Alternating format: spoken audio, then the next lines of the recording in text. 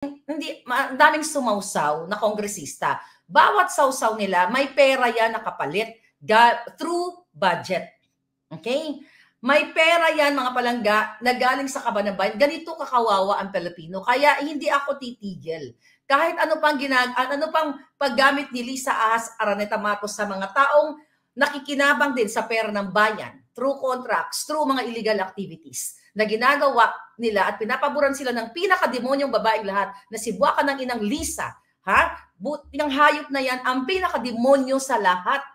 Siya ang sumisira ng buhay ninyo. Si Lisa Araneta Marcos, Maria Luis Cacho Araneta Matos, yung Buwaka ng Inang niyang kidnapper, smuggler, polboronic, lahat ay pinasok niyang illegal na negosyo. Yan ang parusa sa inyong lahat.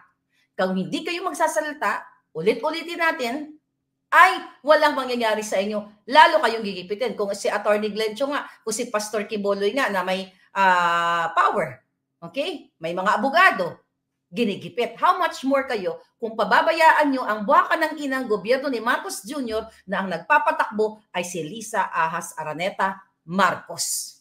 Araw-araw, minuminuto, ninanakaw niya ang pera ninyo through PCSO. Ninanakaw niya ang pera ninyo through PAGCOR. Ninanakaw niya ang pera ninyo through illegal billings. Pagsimula sa PPA, Bureau of Customs, Department of Agriculture, ganito ka baboy, ganito ka walang hiya, ganito po ka demonyo ang Marcos.